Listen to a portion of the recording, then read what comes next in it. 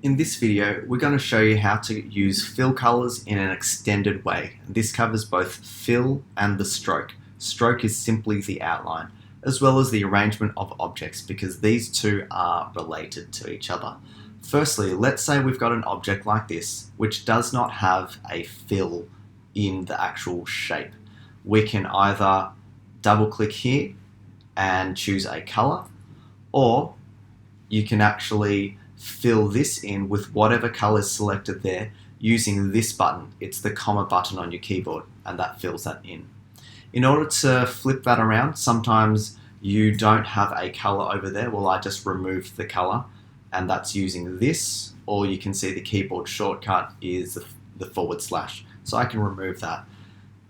The reason being is sometimes you're actually working like this. Now you'll notice that these objects do not have a stroke around them. So I can go ahead and flip the fill to stroke by pressing Shift X.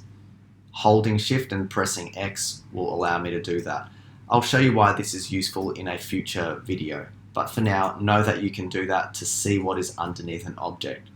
It's useful because I didn't even know that there was something underneath there until I actually flipped that around. And it's a lot easier using keyboard shortcuts, as you'll find out.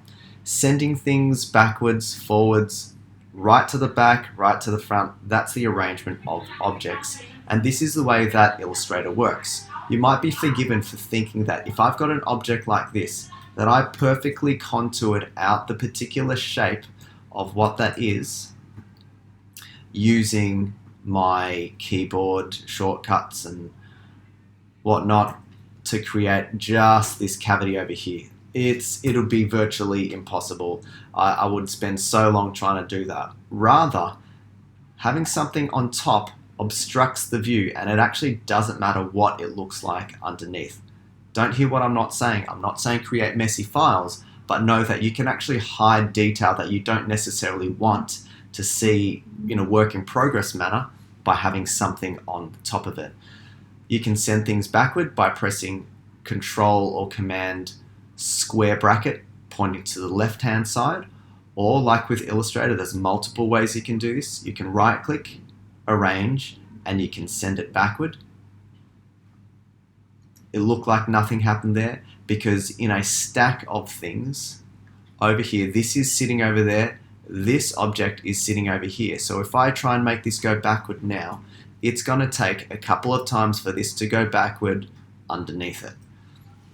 This view over here is our sub-layer group. This is what we will call a layer, and these are the elements that reside on my layer. So that stepping backward and forward simply is the same Control or Command, but this time you're using the bracket to the right, the square bracket to the right, and we're bringing that all the way up to the top.